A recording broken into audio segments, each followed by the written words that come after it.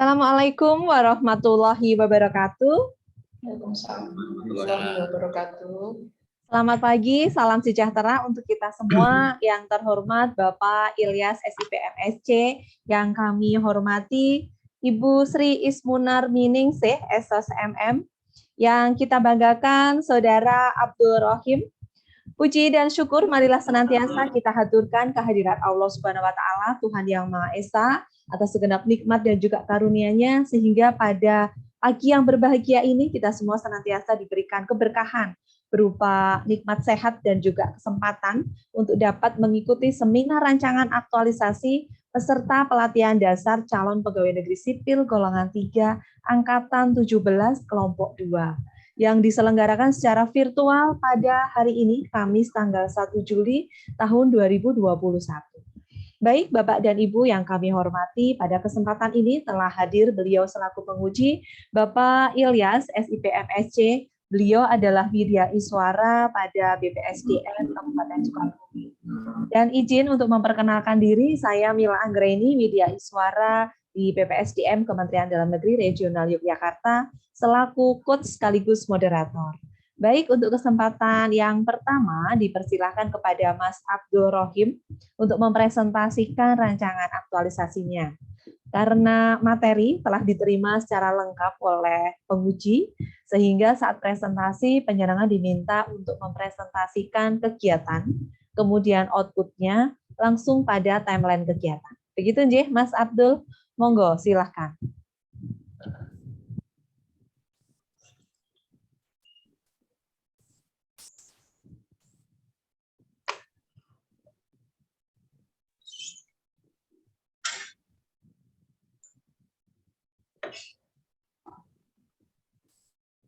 Ya, terima kasih. Sebelumnya, bismillahirrahmanirrahim. Assalamualaikum warahmatullahi wabarakatuh. Waalaikumsalam warahmatullahi wabarakatuh. Sebelumnya yang kami hormati Bapak AM Ilyas SIP MSc selaku penguji di seminar pagi hari ini, kepada Ibu Sri Ismunar Miningsih SOS MM selaku mentor kami yang kami hormati, kemudian kepada Ibu Mila Anggreni selaku coach sekaligus moderator pada pagi hari ini yang kami hormati pula. Izinkan kami memaparkan rancangan aktualisasi kami. Sebelumnya perkenalkan, nama kami Abdul Rohim, bertindak selaku akuntator database kependudukan di Dinas Kependudukan dan Pencatatan Sipil Kabupaten Grobogan. Di materi sosial rancangan aktualisasi ini, kami mengambil satu isu di antara beberapa isu yang kami temukan, sehingga mengerucut menjadi isu yang paling penting dan bisa kami angkat dalam rancangan aktualisasi ini, yaitu peningkatan pengarsipan dokumen permohonan offline melalui penataan dan digitalisasi berkas pada Dinas Kependudukan dan Pencatatan Sipil Kabupaten Grobogan. Untuk mensukseskan rancangan aktualisasi yang kami susun ini, kami sudah menyiapkan beberapa tahap kegiatan, beberapa kegiatan yang akan kami paparkan di sini. Untuk kegiatan yang pertama, yaitu melakukan konsultasi dengan atasan. Kami sudah melakukan konsultasi di beberapa hari yang lalu, kemudian mendapatkan output bahwa pertemuan terlaksana, kemudian mendapatkan arahan langsung dari atasan dan mendapatkan persetujuan untuk melaksanakan rancangan aktualisasi yang telah kami sepakati bersama. Kemudian di kegiatan selanjutnya, karena sudah mendapatkan persetujuan kemudian izin untuk melaksanakan, nantinya akan kami laksanakan pada masa-masa habituasi nanti, yaitu pendataan arsip, yang mana dari kegiatan pendataan arsip ini akan kami peroleh berkas permohonan selama periode 2020-2021, tentunya ini permohonan yang dilakukan secara offline karena kami juga melaksanakan permohonan kepengurusan administrasi kependudukan secara online. Kemudian dari kegiatan pendataan arsip tersebut juga kami pilah-pilah berkas tersebut menjadi sesuai dengan waktu pelayanan dan sesuai dengan jenis pelayanannya. Kemudian di kegiatan selanjutnya yaitu klasifikasi arsip, kami mendapatkan output dari kegiatan klasifikasi arsip ini adalah melihat kelengkapan berkas yang ada, karena tentunya yang diproses di Dinas Kependudukan Pencatatan Sipil ini di awal memang harus lengkap baru kita proses, baru diproses, akan tetapi berkas permohonan yang menumpuk sekian lama, maksudnya dalam rentang waktu 2020-2021, kemungkinan ada yang tercecer atau kemungkinan ada yang rusak itu pasti ada. Sehingga kami tetap harus mengecek kelengkapan berkas.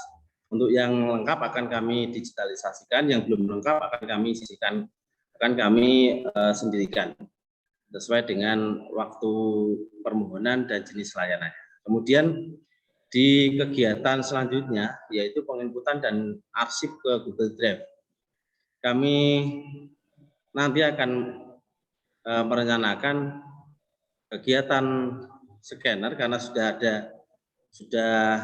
ada berkas yang terkelompok, sudah disesuaikan dengan jenis layanan dan waktunya, maka akan memudahkan kami dalam menyusun ataupun menginput data yang sudah tersedia dalam bentuk PDF nanti ke akun Google Drive yang kami sediakan. Sehingga ada 4 output yang akan kami peroleh dalam kegiatan input data arsip ke Google Drive ini, yaitu dokumen atau berkas yang sudah terdigitalisasi, kemudian akun Google Drive yang kami siapkan beserta dengan fitur-fiturnya ataupun folder-folder untuk menempatkan berkas-berkas yang sudah kami scan tadi, kemudian berkasnya sendiri sudah dalam bentuk PDF, kemudian nanti akan kami unggah ke Google Drive. Kemudian di kegiatan kelima yaitu penataan arsip, setelah kami melakukan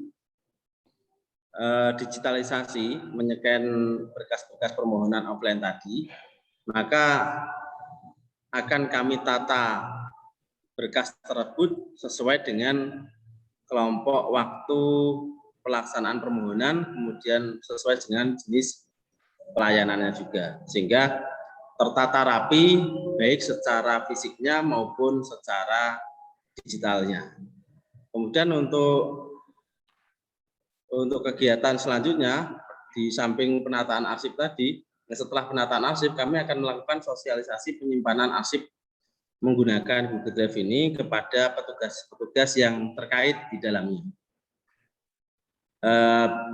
Output yang kami peroleh dari sosialisasi penyimpanan arsip menggunakan Google Drive ini yaitu bahwa petugas terkait dipastikan mengetahui informasi ataupun pengumuman yang kami sampaikan melalui WA Group, kemudian SOP yang kami susun, SOP sederhana bagaimana cara penggunaan Google Drive ini, kemudian yang ketiga adalah petugas yang terkait akan mendapatkan pemahaman bagaimana cara penyimpanan arsip melalui Google Drive. Di samping itu juga akan kami lakukan pendampingan selama beberapa hari untuk memastikan kegiatan ini berlangsung dengan baik.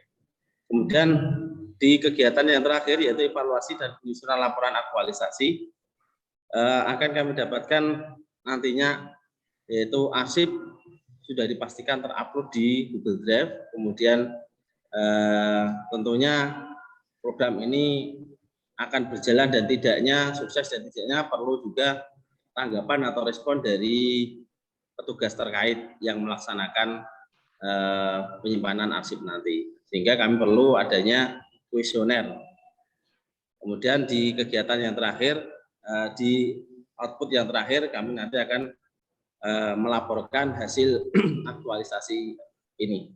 Demikian kira-kira untuk matrik rancangan kegiatan. Kemudian di jadwal pelaksanaan aktualisasi kami susun supaya pelaksanaan aktualisasi ini berjalan sesuai dengan target yang kami inginkan, harapan yang kami inginkan, supaya tidak meleset karena waktu yang diberikan sekitar 1 bulan ini kami harus manfaatkan dengan sebaik-baik mungkin. Untuk jadwalnya sudah kami susun. Untuk melakukan konsultasi atasan sudah terlaksana kemarin, kemudian pendataan arsip dan untuk mempermudah klasifikasi arsip akan kami lakukan sekitar 2 hari. Kemudian input data arsip ke Google Drive, klasifikasi arsip sekitar tanggal 5 sampai tanggal 9, 4 hari kami kira itu cukup. Kemudian input data arsip ke Google Drive juga kami rencanakan dalam waktu 4 hari itu selesai, baik itu menyekan, membuat akun Google Drive, dan membuat fitur-fiturnya. Kemudian penataan arsip, kami juga memberikan perkiraan waktu sekitar 4 hari untuk menata berkas, memasukkan dalam map, kemudian mengklasifikasikannya, menempatkan dalam almari sesuai dengan klasifikasi permohonan, waktu permohonan, dan jenis layanan. Kemudian kegiatan sosialisasi ini kami berikan waktu, merencanakan waktu sekitar 4 hari. Kenapa 4 hari ini? Karena waktu 2 hari nanti akan kami lakukan seperti semacam pendampingan, ya, pendampingan atau mengecek bahwa kegiatan ini berjalan dengan baik. Kemudian di kegiatan yang terakhir, evaluasi dan penyusunan laporan aktualisasi, kami rencanakan sekitar 2 hari, tanggal 2 sampai tanggal 3 Agustus, itu di luar laporan aktualisasi. Kami kira itu saja yang bisa kami sampaikan. Semoga rancangan aktualisasi kami ini berjalan dengan baik, dan mohon masukan dari Bapak Ilyas selaku penguji dan yang lain. Terima kasih. Cukup sekian. Wassalamualaikum warahmatullahi wabarakatuh. Waalaikumsalam warahmatullahi wabarakatuh. Terima kasih Mas Abdul yang telah mempresentasikan rancangan aktualisasinya. Selanjutnya kepada mentor Ibu Sri Ismunar Miningsih SOS MM selaku Kepala Bidang Pelayanan Pendaftaran Penduduk pada Dinas Kependudukan dan Pencatatan Sipil Kabupaten Grobogan. Monggo Ibu, kami persilahkan untuk memberikan pernyataan dukungannya. Silakan. Ya. Bismillahirrahmanirrahim. Assalamualaikum warahmatullahi wabarakatuh. Waalaikumsalam warahmatullahi wabarakatuh. Terima kasih kepada moderator sekaligus coach Ibu Mila Anggraini STMM. Yang terhormat Bapak penguji, Bapak Ilyas SIP MSC, dan yang saya banggakan Mas Abdul Rohim. Alhamdulillah, puji syukur kehadirat Allah SWT, Tuhan Yang Maha Esa. Hari ini kita semua dapat mengikuti seminar rancangan aktualisasi CPNS golongan 3 angkatan 18 ini secara virtual, dan di tengah pandemi COVID-19 ini kita masih diberikan nikmat kesehatan, dan semoga kita semua selalu dalam lindungan Allah SWT. Bapak Ibu, perkenankan sebelumnya saya memperkenalkan diri. Tadi sudah disampaikan Bu Mila, nama Sri Ismunar Miningsih, jabatan Kabid Pelayanan Pendaftaran Penduduk. Berdasarkan uraian tugas kami, yang mana salah satunya adalah kami ini melaksanakan pendokumentasian hasil pelayanan pendaftaran penduduk. Sehingga saya memberikan respon yang positif atas rancangan aktualisasi yang diajukan oleh Mas Rohim, yaitu peningkatan kearsipan dokumen permohonan offline melalui penataan dan digitalisasi berkas pada Dispenduk Capil Kabupaten Grobogan. Dokumen kependudukan di bidang pendaftaran penduduk itu ada kartu keluarga, KTP elektronik, kartu identitas anak, biodata penduduk, dan surat-surat keterangan seperti surat keterangan pindah, datang, SKTT, dan semua pengajuan dokumen tersebut tentunya pasti ada berkas persyaratan. Meskipun kita sudah membuka pendaftaran secara online, yang mana persyaratan ini cukup diupload saja oleh penduduk, duduk manis di rumah, namun faktanya, kenyataannya, masih banyak penduduk yang datang ke dinas. Apalagi ketika layanan tatap muka dibuka setelah kebijakan new normal dilaksanakan pada tahun yang lalu.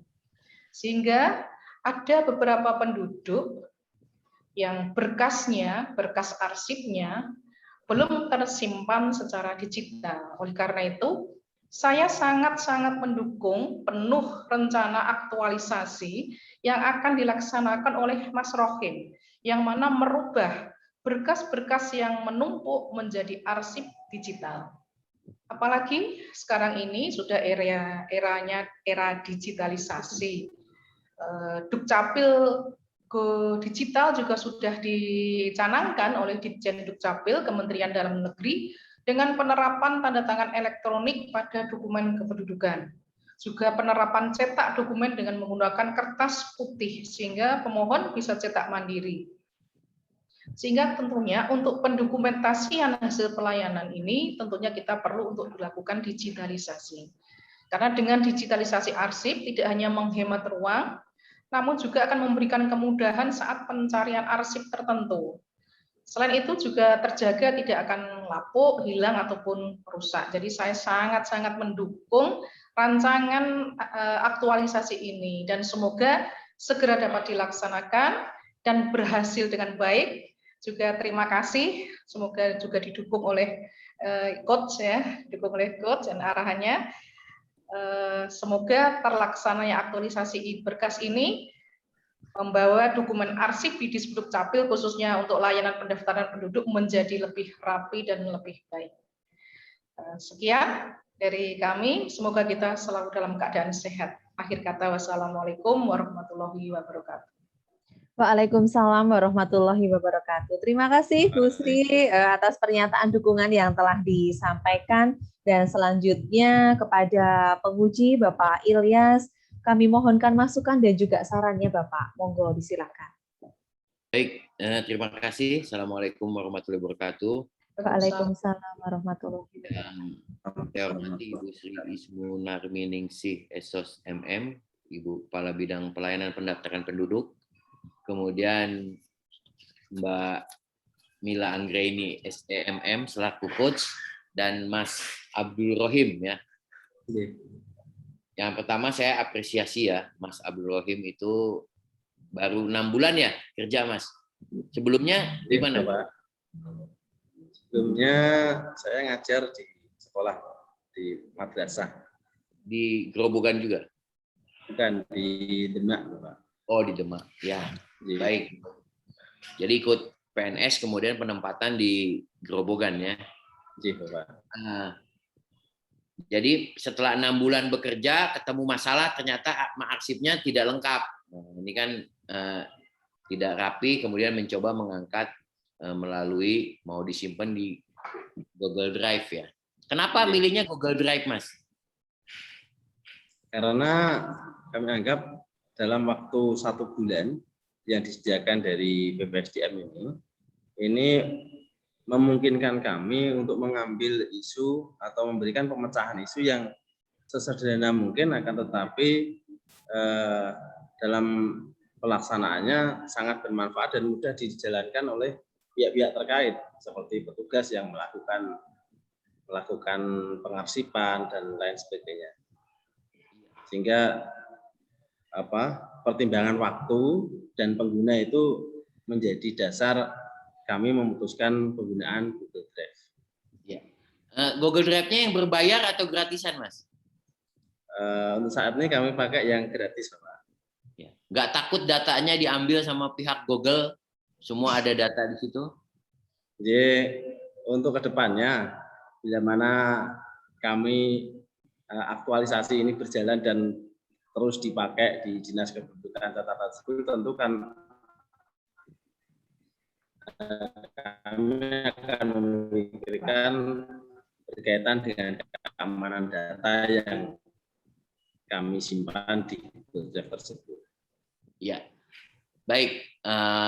Silakan nanti dikoordinasikan. Kaitan Mas sudah belajar whole of government, jadi ada kolaborasi dan koordinasi. Nanti tanyakan ke Dinas Kominfo, bagaimana Pak kalau kami nyimpan data di Google Drive, ya ini apakah aman atau datanya dipilah mana yang sekiranya datanya penting atau rahasia sifatnya mungkin nggak disimpan di Google Drive itu, atau coba dibuka kemungkinan disimpannya di server pemerintah Grobogan di grobogancap.go.id. Nah, itu kemungkinan itu silakan ya. Kemudian tadi juga sudah dijelaskan oleh Bu Mila, ini tidak melulu yang pindah datang, tapi yang lahir mati. Karena kunci jumlah penduduk itu lahir mati pindah datang ya. Kemudian ada nggak instansi lain yang Mas melakukan stakeholder lain, misalnya dengan BPS, gitu loh, dengan Biro Pusat Statistik, ngacu ke, kalau data penduduk itu ngacu kemana sih Mas? Ngacu ke Disdukcapil atau ke BPS? Anjir, menurut saya ini izin sebetulnya bukan memberikan penjelasan di Ismu. Di beberapa waktu yang lalu, Dinas Kependudukan Pencatatan Sipil itu telah meluncurkan atau telah mengekspos profil perkembangan kependudukan Kabupaten Grobogan, di mana buku profil itu diambil atau disusun oleh beberapa tim yang terkait dengan informasi yang kami sampaikan, baik itu dari BPS, Bapeda, Dinkes, di Dinas Kependidikan, dan Dinas Ketenagakerjaan, serta dinas-dinas yang terkait dalam buku profil tersebut. Itu Bapak. Ya, jadi data yang valid itu data dari mana Mas? BPS atau Disdukcapil? Monggo ini untuk lebih jelasnya mungkin. Atau saya harus nanya Pak Profesor Jidan. Mas Rocky mungkin agak maaf Pak, Mas Rocky mungkin agak suasananya berbeda ini. Ini mimbar akademik Mas. Jadi maksudnya gini Mas, mimbar akademik jadi artinya kita coba sebetulnya data yang valid itu yang mana sih? Data yang menurut undang-undang itu hasil sensus, cuma kan sensusnya nggak setiap bulan. Gitu loh. BPS itu kan nggak setiap bulan, sementara data di Disdukcapil itu up to date. Nah, pertanyaannya ya, gimana Mas? Halo? Jadi kalau kami keduanya sebetulnya sama-sama valid ya Bapak, antara Dispendukcapil kemudian BPS itu keduanya sama-sama valid, akan tetapi dalam pengambilan data itu menggunakan metode yang berbeda. Kalau BPS itu yang datang untuk mendata ke desa, kelurahan, dan sebagainya. Kalau kami itu berdasarkan dari laporan pemohon, laporan masyarakat. Kalau tidak ada laporan berkaitan tentang kelahiran dan kematian, tentunya di Dinas Kependudukan Pencatatan Sipil ini tidak bisa melakukan update data tersebut. Jadi karena sifatnya kami ini berdasarkan pelaporan dari masyarakat, sehingga kami bisa melakukan update data. Cuma kalau BPS, kami kira dari pihak BPS yang mendatangi ke masyarakat. Kami kira itu Bapak. Ya, BPS itu kan sensus, Mas. Sensus itu nggak dilihat. Sensus penduduk itu berapa tahun sekali? Selama saya di masyarakat, saya temui itu berdasarkan keperluan. Maksudnya menjelang pilkada nanti ada sensus. Gitu. Oke, sekarang saya balik pertanyaannya. Berapa jumlah penduduk Grobogan saat ini? 1.400.000.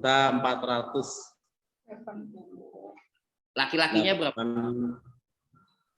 Kalau laki-lakinya sekitar 700 sekian Pak. 700.000 sekian. Ya, artinya kan ini kita juga kesulitan ini. Data yang ter-up to date itu yang mana sih? Ya toh tadi kalau BPS itu sensusnya kalau mau pilkada, mau pileg, Terus kalau di Sdukcapil nunggu kalau ada yang laporan ya berkurang, atau ada yang pindah berkurang, ada yang lahir ini kalau nggak lapor, nah ini jadi juga kita sampai saat ini kita nggak tahu nggak punya real time itu berapa sih jumlah penduduk kita. Mungkin PR ke depan kita harus tahu bahwa ini kan kalau orang nggak bisa setengah, misalnya harus pas gitu loh ya, nggak apa-apa Mas, nggak apa-apa. Jadi ini pembelajaran buat kita, karena satu-satunya pejabat yang harus disetujui oleh Kemendagri ya ini kepala Disdukcapil ya Mbak Sri ya. Kalau mau jadi kepala Disdukcapil kan nggak bisa langsung persetujuan dari Pak Judan itu, Profesor Judan gitu loh ya. Jadi ini pelajaran buat kita Mas, bahwa kita di kondisi ke depan itu kita butuh data yang real ya. Pertanyaannya siapa yang mengupdate ya. Kalau tadi kan kita given, kita nunggu kalau masyarakat ada yang lapor meninggal baru kita berkurang. Kalau nggak ada yang lapor enggak. Kalau ada yang lapor membuat akta baru karena ada akta kelahiran baru nambah. Kalau enggak ya enggak. Nah, ini kan jadi ya, tapi kondisi saat ini seperti itu gitu loh. Jadi ke depan mudah-mudahan ada sistem, ada keputusan dari pemerintah tentang jumlah penduduk yang real time. Tapi yang paling mendasar saya apresiasi kepada Mas Abdul Rohim mau atau mencari solusi dalam ada sesuatu yang menghambat kinerja ya. Kaitan itu mungkin ada di SKP Mas Abdul Rohim ataupun ada di topoksi di Sdukcapil. Yang penting Mas Rohim itu memberikan warna, dan yang paling mendasar saat ini memberikan kontribusi dalam untuk pengembangan atau pelaksanaan tugas di instansi di Sdukcapil. Saya rasa itu saja. Terima kasih Ibu Sri, selamat bertugas. Mas Abdul Rohim, selamat bertugas. Terima kasih. Terima kasih atas bimbingannya pada coach ini. Assalamualaikum warahmatullahi wabarakatuh. Waalaikumsalam warahmatullahi wabarakatuh. Terima kasih Pak Ilyas atas masukannya, dan selamat kepada Mas Abdul Rohim yang telah menyelesaikan seminar rancangan aktualisasinya. Selamat melanjutkan, semoga senantiasa diberikan kemudahan dan juga kesehatan begitu nggih. Dan kepada mentor Ibu Sri, terima kasih Ibu atas pernyataan dukungannya yang tadi sudah diberikan, dan mohon Ibu tetap kami mohonkan Ibu berkenan untuk memberikan bimbingan dan arahan kepada Mas Abdul Rohim gitu nggih, agar nanti dapat menyelesaikan rancangannya tepat waktu sesuai dengan apa yang telah kita sepakati sampai dengan saat ini. Dan yang terpenting Mas Abdul Rohim, bagaimana penyelenggara mampu mengaktualisasikan nilai-nilai dasar ASN pada saat nanti penyelenggaraan habituasi begitu nggih. Baik Bapak dan Ibu sekalian, dengan demikian seluruh rangkaian seminar rancangan aktualisasi atas nama Saudara Abdul Rohim secara resmi telah selesai, dan saya akhiri. Semoga kita semua senantiasa diberikan kemudahan dan juga kesehatan. Sampai berjumpa kurang lebih 1,5 bulan ke depan. Saya akhiri. Wassalamualaikum warahmatullahi wabarakatuh. Waalaikumsalam Waalaikumsalam warahmatullahi wabarakatuh.